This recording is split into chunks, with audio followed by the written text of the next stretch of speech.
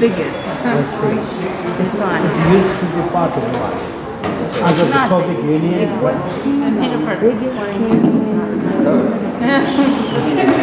Are you ready? Yes. Thank you very much for waiting. And there are more people downstairs. Okay, tonight we are going to present Ms.Primosch, and her artworks is downstairs. And she has been a member of Salon Club. How many years? About 10 years. About 10 years. And believe it or not, when she became a member, she used to bring her mother. And it was so wonderful to see mother and daughter coming.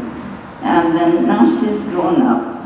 Now she is married to a young man here. And then supporting her, right? Indeed. It is a better half, wonderful relationship. And I didn't know she had another talent. And she had a birthday one day, and so she invited me to visit her studio. And she showed me a video, and that was Kung Fu and Tai Chi. So Jennifer, you are hiding your talent. And we always put out their talents. That's our center's merit. If you have a talent, you have to speak out and don't hesitate. Japanese people are a little bit shy. They don't say, maybe you're Japanese. So I couldn't believe it. And this has to be exposed and present to the people. And then Western woman, Jennifer, is learning Kung Fu and Tai Chi for how many years? Since 2003. Okay, and then she is teaching to Chinese students art. It's a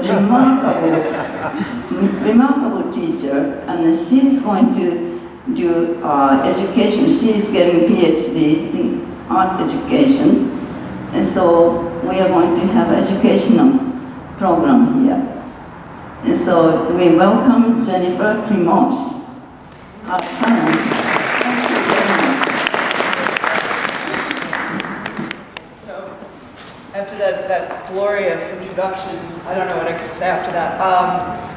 Thank you, Yuko, very much. So, what you're going to be seeing today is in two sections. You're going to first see Tai Chi. Tai Chi has been referred to many people as moving meditation. But it is martial art.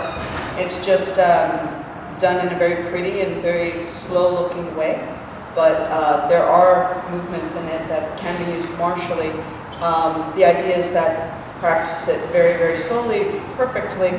When it comes time to use it, it'll just come out like that. So I'm joined today, and it's not just me, I'm joined today by my Hing Jeffrey Yip, and Dr. Yeou. We will be performing together. First, Jeffrey and I will perform the short version of Wu style Tai Chi. Most people know Yang style, and unless you want to get into whatever, we don't need to get into Tai Chi history right now. So we'll start with the Wu style form. It's an abbreviated version of a 20-minute form. We're not going to make you sit here for 20 minutes. So we're going to do that, and then I will be doing the Tai Chi Sword, and then we'll move into the Kung Fu section. So that can enjoy.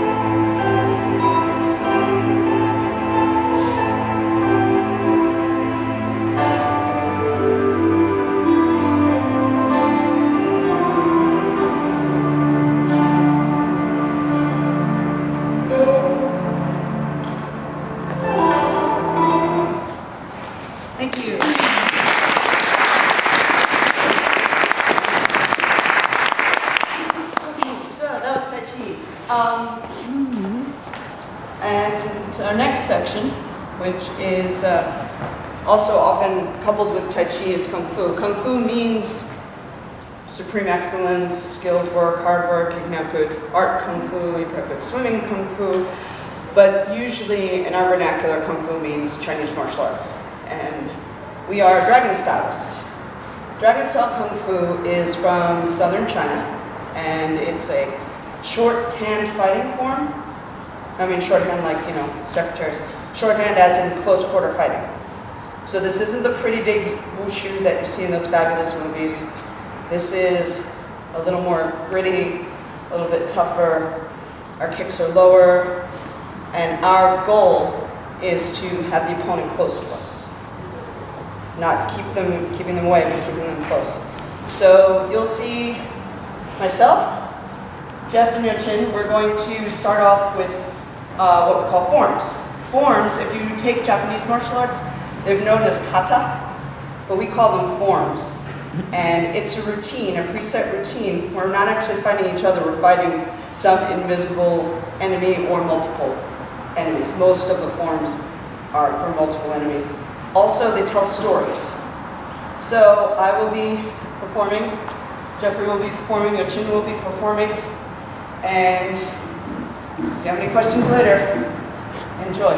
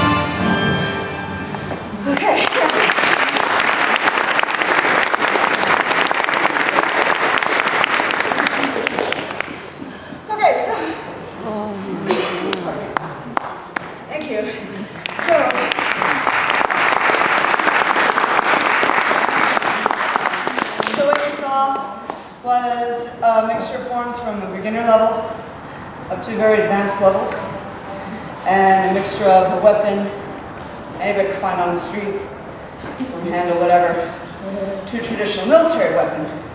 So what Tucker did was called the short stick.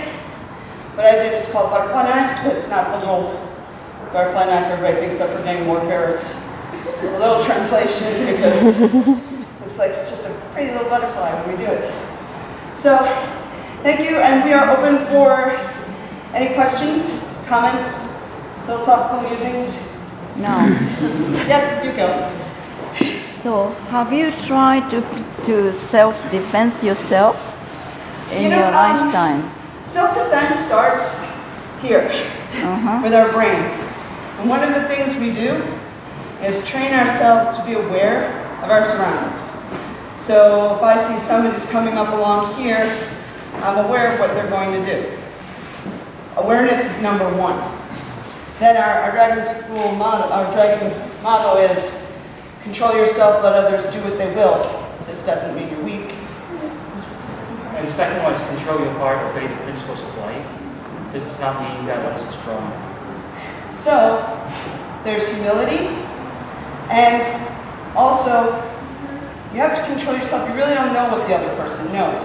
Now, to get into the real juice of it, were somebody to actually physically attack me, we can use any number of techniques that you saw here today. The point is to get away as fast as possible, not to triumphantly beat your attacker, because, well, you need to just go when you're in a situation. So, What are the differences between the south? This is the southern style. yes. And then the north. Southern style. Would you say southern style is more? Well, Southern style martial art styles can be classified between Southern shorthand and Southern longhand. The longhand movements are more circular in nature with long stances, and the Southern shorthand systems, which is what we perform, is more close quarter combat from short to medium range. And the Kung Fu systems in the north are very long because traditionally people who live in northern China are taller than the southern people. So they use to perform very high kicks and more aerial and acrobatic movements. There's also, I heard a theory that because people of the South were mostly farmers and sailors and accustomed to being invaded, that there's more, it's a less pretty, less acrobatic art because they had to use it. Some of our weapons are a garden hoe, the tiger fork, which is essentially a pitchfork, things like that. So that's another theory I heard. Yes? How long have you all been practicing? I'm a very old, I guess, veteran. I've been practicing since 1980. Oh, wow. Great. And how about yourself? 2003 is when I arrived at the school. And I've been practicing since 2006, 2007, but less consistent than the other two. What is the most difficult part that while you are training yourself? I would say probably revolving martial arts around your busy schedule. We all have very demanding jobs, so I would say having the discipline, going to class and really training. Since after a long day at the office, sometimes you get really tired. But once you get yourself going, it's actually you overcome the obstacle, and it makes you, like a healthy lifestyle. You feel a lot better after coming off from the training. So I would say that's one of the biggest challenges. I think one of the hard thing with our form, and which is a lot of martial arts too, you try and use your body, your waist movement, your good stance in order to carry out a strong punch or a strong strike. And a lot of times when you first start, you are used to just using only your arm muscle, which is not ideal. So that takes a while to get used to. Do you usually use music? The first one, very elegant, beautiful motion. Do you do it to the music? We have some sort of tape going on in the background. We're in our school, there's always many things going on at once. So there'll be the videotape player going where our Sifu is having somebody learn how to lion dance by watching, master lion dancers. Then somebody over there is learning first form. Then we're trying to do Tai Chi. So everything happens at once. So for us to be able to focus on some nice music for a little while was very exciting for us. Traditionally during Kung Fu, we performed a live music, which we could not have happen this evening, but it's done to a large kettle-like drum and cymbals and gongs. So the drummer will coordinate with the movements of the performer. And usually we know each other's forms to the point where it's like, okay, I know when to end now. So we chose some very Kung Fu inspired music for our Kung Fu section. Is this the same Kung Fu you're presenting here that we could see years ago, Bruce Lee presenting in this famous movie, Kung Fu? Is that the same thing? Well, Bruce Lee was originally a Southern stylist. He originally trained in Wing Chun. Wing Chun is another shorthand Kung Fu style. And some people, when they see us, they think we're doing Wing Chun, actually. And those butterfly knives I use are used in Wing Chun. The legend of where Dragon style began is way back in the Shaolin Temple with the 5 elders and the nun Unwei, who theoretically started Dragon style, taught the young woman Wing Chun, her Kung Fu, which became Wing Chun. So there's kind of a relation. Yeah, I guess there are some similarities. Bruce Lee had to slow his stuff down a lot for movies, though, because the camera couldn't catch the movements. Oh, yeah. What motivated you or inspired you to get involved? What inspired me?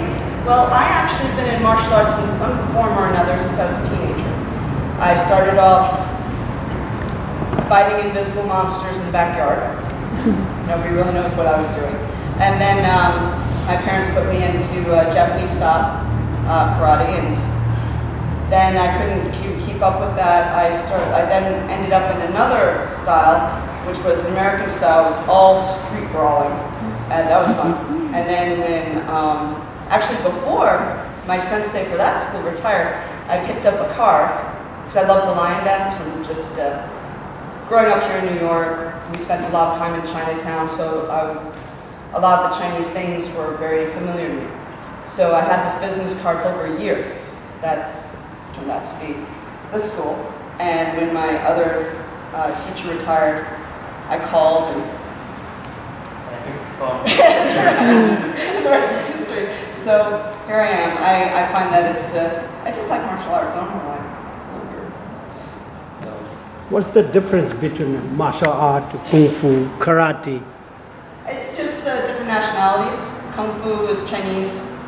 Karate, karate is Japanese. You have Taekwondo, which is Korean, or Tai Chi Sword, which is Korean. And it all falls under the umbrella of, in English, martial arts. Martial meaning anything to do with war, and arts because I guess we're just so pretty doing it. You know. Somebody back there, yeah. Yeah, I got here a little late, but I thought you were doing Tai Chi. Oh yeah, we did Tai Chi. But it's awesome. It was more than 64 moves, right? Oh yeah, that was, what is Pusa eating? It's the one that we do is the traditional 108 movement. That's totally, But we did the short version of the 108 moves. That was the short version? Yeah. That's short. I was wondering, is there any connection between the I Ching, the 64 hexagrams, and Tai Chi, the 64 moves? Is it Taoist? Is it in Taoist? I've heard that some people say Tai Chi is rooted in Taoist practices and that Kung Fu is rooted in Buddhist practices. By the time it's gotten to us, I mean, we know. Yeah, we don't really follow the religious practices or any, I guess, connotation. We just use it as a form of exercise, self-defense, and this way it's incorporated into our daily lives. I also heard there was a yang for yin. Well, yin and yang, they're opposites. It's like hot and cold, big and small. So yang style is one of the main systems of Tai Chi. Then there's like Wu, which is what we did, and there's also Ching style. So those are like the major. The Yang is fascinating. There's a Yang. Those different forms of Tai Chi are based on the family. I guess Right, the families that started. So our Wu style form was created by Sifu Wu, and the Yang style forms is Sifu Yang, and Sifu Chen started Tai Chi. Right, he was the original system. If you ever see a Tai Chi that looks very aggressive, that's Chen style. It's pretty cool. But that's not. So that's that. Yeah. I actually have two questions. One of which deals with your situation. How does what you guys do apply? How does it apply? Right. And the other thing, I once heard that you really have to be somewhat an invisible party. In other words, not to think what you want to be for the opponent, not to capture the thoughts. So I kind of like want to have a sense of how that applies in a situation where you really need to use it. The second part of your question I'll address first. One of the things we're trained to do is focus more on this area. We don't look in each other in the eye, because you can transmit a lot with your eyes. So we train ourselves to look about here. And that, if you're looking at a person, try it sometime, looking at a person that's like around the chest area, you can see everything, even in your peripheral. You can catch a weight change or something like that and react accordingly. Traditionally, if we think we're in a situation, we might just casually bring our hands up to about shoulder level. Not threatening. I don't want to fight. But from here, I've got a lot I can do from here. And, would you mind joking? Okay, so we move to the center. All right, so men and women get attacked very, very differently. And that's, ladies, those of you who wish to start martial arts, get that in your head straight away. Men don't attack women the way they attack men. It's different. So one of the most common ways a man will attack a woman is grabbing the throat, and I'll use the technique from one of the forms. So if Jeff were to attack right here, and then I've got this right here. This was all in the forms you saw. What I'm doing is I'm grabbing him and I'm bringing him into this claw right here. Choke him quick, I'm out. So if that grab Bravo. See, I didn't pull away from him. We're aggressive. I went with him. Nobody ever respects that. So that was that. What you just saw us do there, in everything we did, was in what all of us, we did that. But a big part of our style is there's a lot of defensive movement, and at the same time there's an attack. Every offense is defense. You get that in really quickly, and then run away really quickly. That's true. They get that in our head pretty quick. So I guess that answered it. You kind of like go with the flow, so to speak, and not set your mind to do one thing or the other for that to for the other person not to reflect on it or absorb it. right, and one of our Sigons, which is our grandmasters, who's nearly 90 years old. One of the best advices he ever gave me was do whatever works. Whatever works. You got yourself away, you're alive. That's dragon style. We have so many. One of the reasons we do forms is just to remember combinations and stuff. So we have so much. We have a good arsenal in our heads, and also the attacker might know more than me. Might be much better. I'm a hack. What if he's a real master? So never go in thinking, I'm going to use this, and I'm going to use this, and it's going to be great, because it may not. So, is that, anyone else?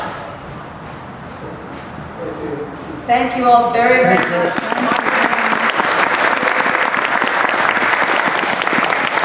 And next weekend, all through Chinatown, Chinese New Year starts on Monday. There'll be parades. We'll be in the parades. We'll be performing the traditional lion dance. Thank you all. Happy New Year. Happy New Year. Did you get a chance to say goodbye to your friend? Yeah. One of them.